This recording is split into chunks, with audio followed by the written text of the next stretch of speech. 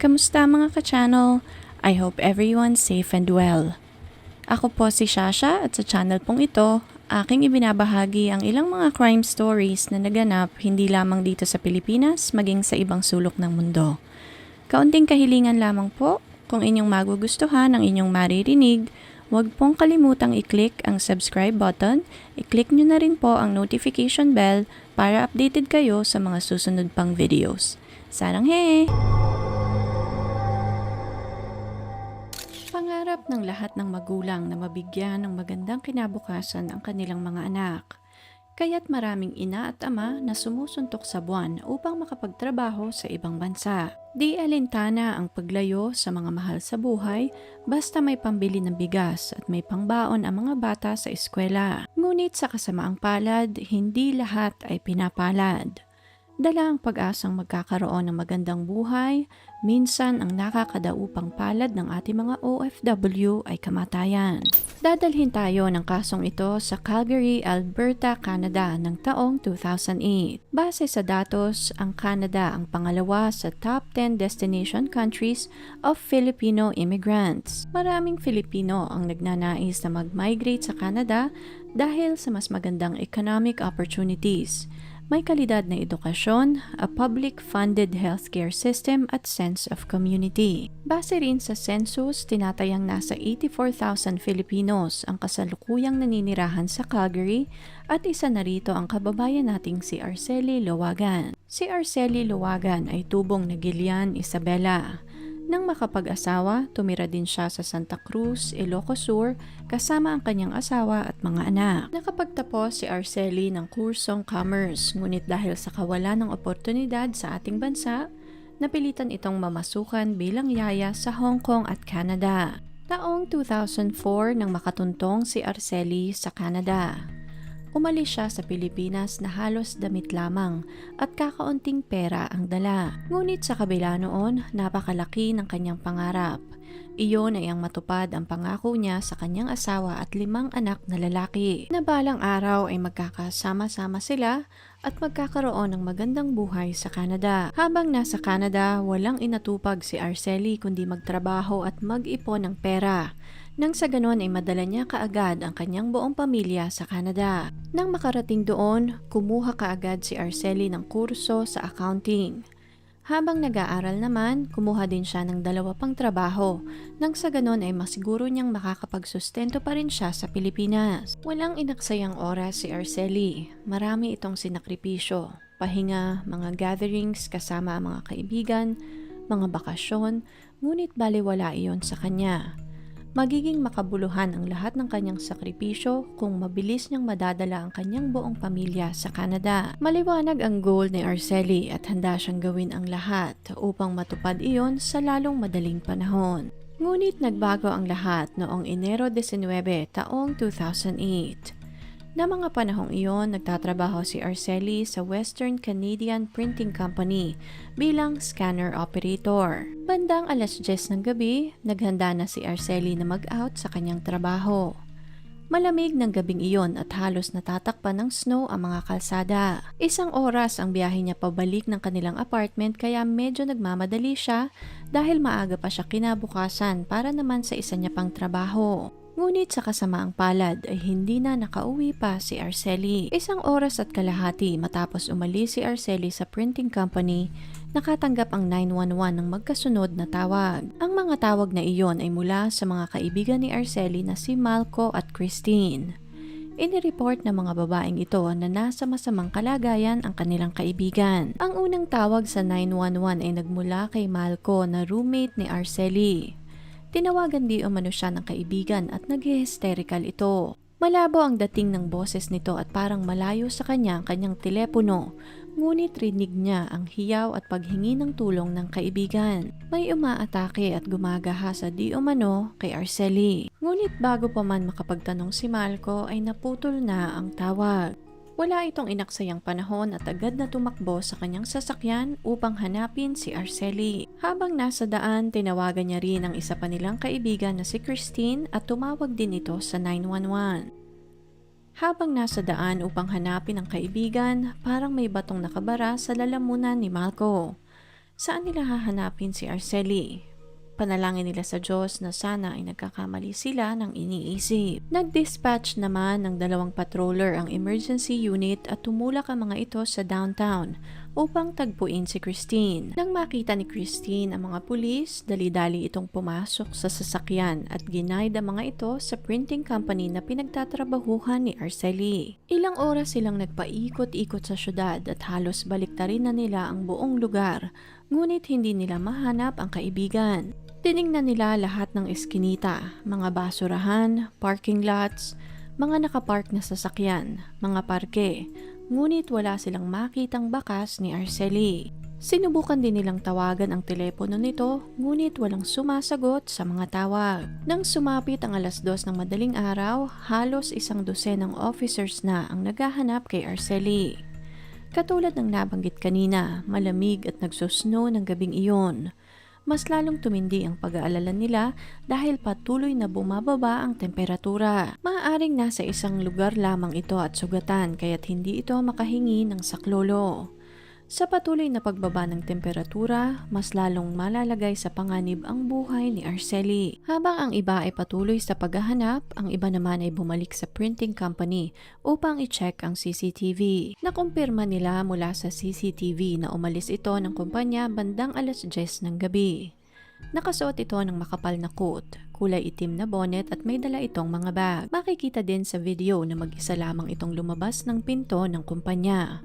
Wala ding mga taong naglalakad sa labas hanggang sumapit ang 5:00 ng umaga. Dito na nagbago ang takbo ng investigasyon. Mula sa missing persons report, napalitan ito ng isang murder case. Malapit sa lugar kung saan naghahanap ang mga pulis, may isang dumadaan na nag-report sa kanila na may nakita itong isang katawan na nakahandusay malapit sa Grace Baptist Church. Mabilis nilang pinuntahan ang lugar na itinuro ng dumadaan at unang kita pa lamang nila sa katawan nito ay positibo sila na iyon nga ang babaeng kanilang hinahanap. Ngunit masyadong na-damage ang mukha ng biktima sa insidente kaya't nahirapan ng mga pulis na makumpirma na iyon nga si Arceli. Kinailangan pa nilang kunan ito ng fingerprints para makumpirma ang katauhan ng biktima. Matapos naman ng 2 araw, lumipad ang mga kapatid ni Arceli mula Toronto at kinumpirma din ng mga ito na iyon nga ang kanilang kapatid. Nang makita ng mga pulis ang bangkay ni Arceli, nakasuot pa sa isang hita nito ang kanyang pantalon at suot pa rin nito ang kanyang coat.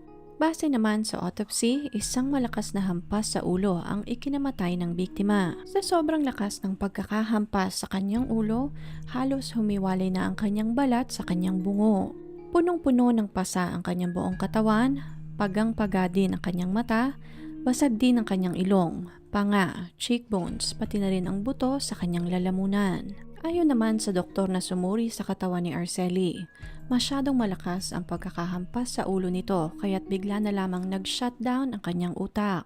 Natagpuan naman ng mga pulis ang isang malaking bag at isang construction hat sa tabi ng labi ng biktima. Napansin din ng mga pulis na wala doon ang mga bags na dala ni Arceli sa CCTV at nawawala rin ang wallet nito. Ang pulis na rumesponde sa krimen ay isang Katoliko din katulad ni Arceli. Nang makita nito ang katawan ng biktima sa harap ng simbahan, napaluhod ito at nag-alay ng panalangin para kay Arceli. Nangako ito na huhulihin nila ang taong gumawa ng krimen na iyon sa kanya. Sa dami ng mga kasong kanilang nirespondihan, halos manhid na ang mga police officers sa mga ganitong klaseng krimen. Ngunit iba ang kaso ni Arceli. Hindi nila napigilang malungkot dahil baka sa katawan ni Arceli na matindi ang pinagdaanan nito ng gabing iyon. Ayaw mang tanggapin ng mga kaanak ni Arceli na wala na siya, wala silang magawa dahil iyon na ang katotohanan ng kanilang buhay. Naroon si Arceli sa kanilang harapan at hindi na ito humihinga. Nagkaroon ng maiksing memorial para kay Arceli bago nagplano ang kanyang pamilya na i-repatriate ang kanyang labi sa Pilipinas upang makasama siya ng kanyang asawa at mga anak. Halos 400 tao ang dumalo sa memorial na iyon para kay Arceli. Mga taong nagbigay pugay sa kanyang buhay at mga kaibigang nakilala niya sa Canada. Sa pagpapatuloy ng investigasyon, kinausap naman ng mga pulis si Malco at Christine. Nais nilang malaman kung sino-sino ang mga kaibigan ni Arceli at kung meron ba itong nakaalitan ng mga nakaraang araw. Ngunit ayon kay Christine, walang masyadong social life si Arceli dahil wala itong inatupag kundi magtrabaho para sa kanyang pamilya. Lumalabas lamang ito ng kanilang apartment upang magtrabaho, maggrocery at magsimba. Muling ni-review ng mga pulis ang CCTV footages na hawak nila ng mga puntong iyon. Tiningnan nila ang ruta na tinahak ni Arceli ng gabing mapaslang ito, pati na rin ang daily routine ng biktima. Wala silang makitang kakaiba, paulit-ulit lamang ang routine ni Arceli araw-araw. Katulad ng nabanggit ni Christine, bahay, trabaho, groceries at simbahan lamang ang pinupuntahan ni Arceli.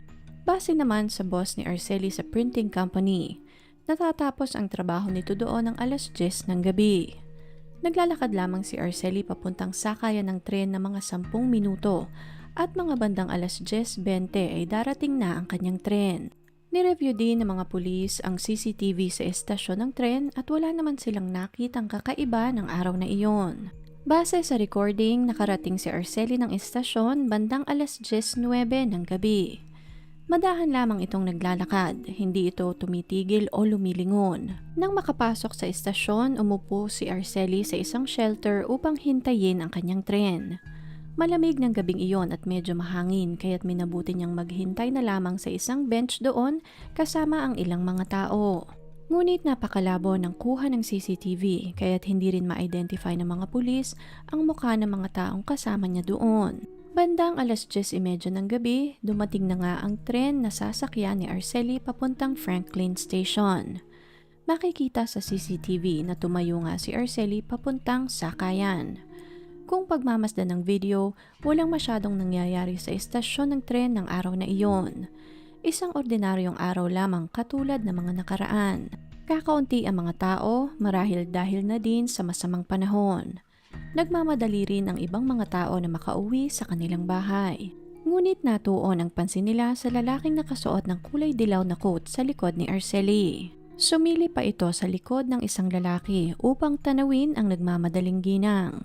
Nakumpirma din nila na sumakay din ang lalaking ito sa tren na sinakyan ni Arceli. Nakumpirma din ng mga pulis na dumaan din ito sa iba pang train station pagkatapos ng Franklin Station kung saan bumaba si Arceli. Bago makasakay ng lalaking ito si Arceli, nakita din ng mga pulis sa CCTV na palakad-lakad ito sa isang estasyon. Tumigil ito upang kausapin ang isang lalaki.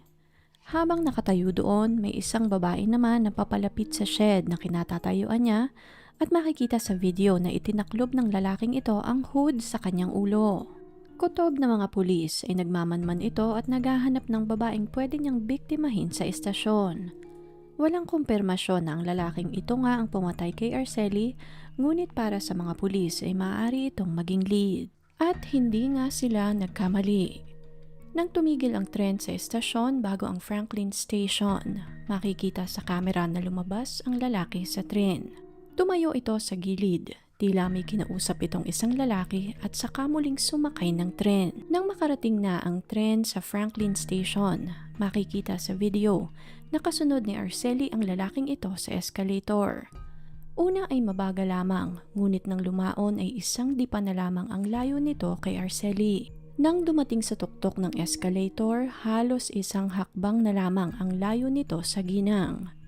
Base sa video, may dala itong isang construction hat at isang malaking bag na kulay asul. Mga bagay na nakita nila katabi ng labi ni Arceli.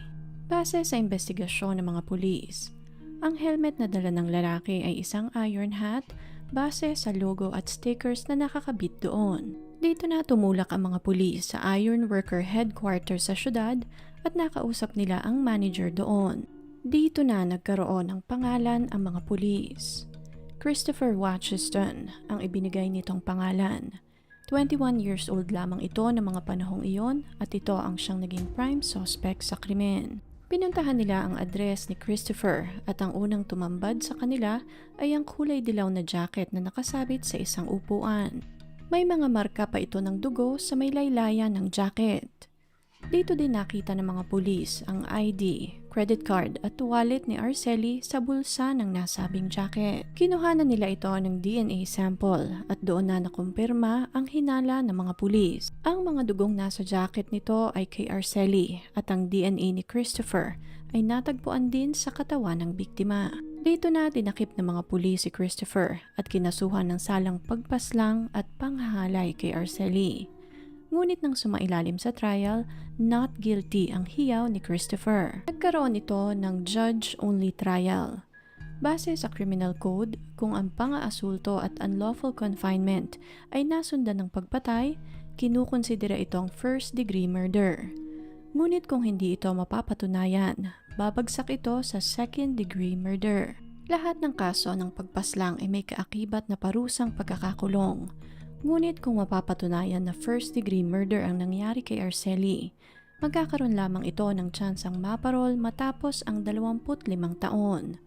Ngunit kung babagsak ang kaso sa second-degree murder, magkakaroon lamang ito ng minimum sentence na 10 to 15 years. Base naman sa defense team, walang masyadong impormasyon na nakalap na magpapaliwanag ng sunod-sunod na nangyari ng gabing iyon. Maaari di umanong may break o ibang nangyari sa pagitan ng pangahalay at pagpatay kay Arceli. Dahil doon, hindi nila ma-pinpoint right away na first degree nga ang nangyari. Ngunit base naman sa prosecution, walang matinong babae ang mananatili sa isang lugar kasama ang suspect gayong alam niyang nasa panganib ang kanyang buhay. Kaya't para sa kanila, ang pangahalay at pagpatay ang siyang pakay ni Christopher ng gabing iyon. Walang in-between na kailangan pang pag-usapan. Para sa kanila, nararapat lamang na first-degree murder ang kasong ito dahil walang awa nitong pinatay at hinalay si Arceli. Inamin naman ni Christopher na hinalay at binugbog niya nga si Arceli. Ngunit hindi di umano niya iyon sinasadya. Lasing siya ng gabing iyon. Medyo may tama din dahil sa paghit-hit ng salvia na isang psychedelic drug. Nag-hallucinate di umano ito, kaya't hindi nito alam kung ano ang kanyang ginagawa. Base sa testimonya ni Christopher, akala niya di umano ay nanay niya si Arceli. Tinawag niya pa ito habang naglalakad at nang humarap ito ay hindi na siya nakapagsalita. Nang ma-realize niya na hindi pala iyon ang kanyang ina, dito na sinimulan ni Christopher na atakihin si Arceli. Nagmakaawa di umano sa kanya ang ginang. Sinabi nito na may asawa ito at mga anak.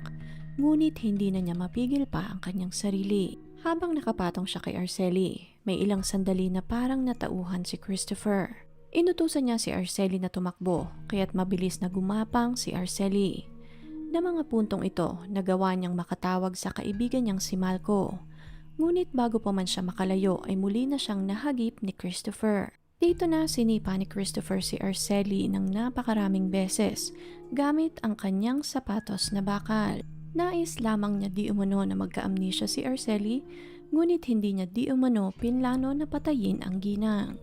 Sa buong durasyon ng trial, naroroon ang kapatid na babae ni Arceli na si Marlene. Napakasakit para sa kanilang pamilya ang nangyari, ngunit wala silang magawa kundi maghintay ng resulta ng trial. Na mga puntong iyon, para sa prosecution, gumagawa na lamang ng kwento si Christopher.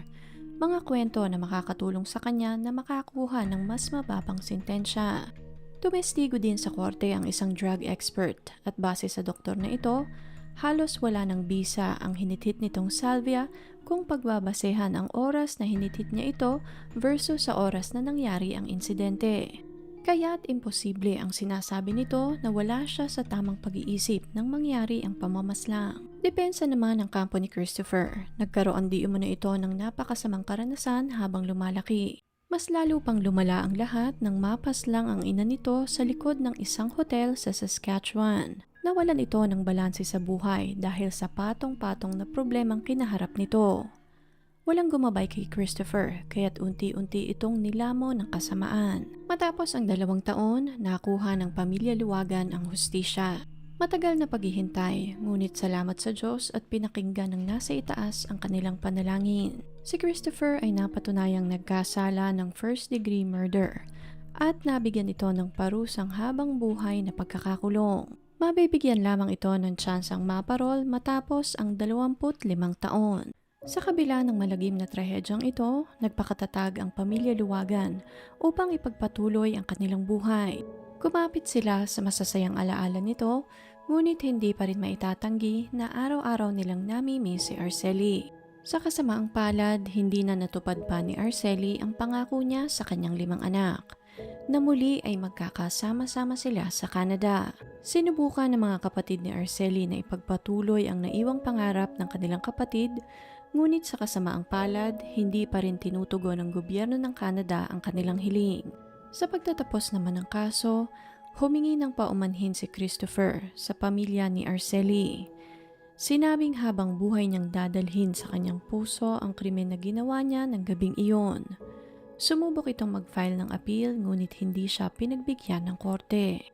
Para naman sa mga pulis na rumisponde ng gabing iyon sa krimen, hindi pa rin mabura sa kanilang isip ang sinapit ni Arcely. Araw-araw silang dumadaan sa tapat ng simbahan, and every single time, naaalala nila ang gabing iyon na tumapos sa mga pangarap ni Arcely para sa kanyang pamilya. Nagbukas naman ang gobyerno at Calgary community ng trust fund para sa mga naiwan ni Arcely. Ang perang ito ay napupunta sa mga anak niya upang masiguro na magkaroon sila ng magandang kinabukasan kahit na wala na ang kanilang ina. Taong 2015, base sa ilang mga artikulo, ang pangalawang anak ni Arcely ay isa ng engineer, habang ang dalawa naman ng mga puntong iyon ay nag-aaral na rin sa Maynila upang maging inhinyero. Marahil sa mga puntong ito ay tagumpay ng lahat ang mga anak ni Arcely. Inialay ni Arcely ang kanyang buhay para sa kanyang pamilya, para sa kanyang mga anak, para sa mga kaibigan at mga kaanak ni Arcely. Larawan siya ng isang huwarang asawa, isang ina na walang pag-aalinlangang ilagay ang sarili sa huli. Makita lamang ang ngiti sa labi ng kanyang pamilya, ngiti sa labi ng kanyang mga anak. Kung inyo pong nagustuhan ang kasong ito, please leave a comment and consider subscribing. Tap nyo na rin po ang notification bell para updated kayo sa mga susunod pang videos. Salamat po and ingat!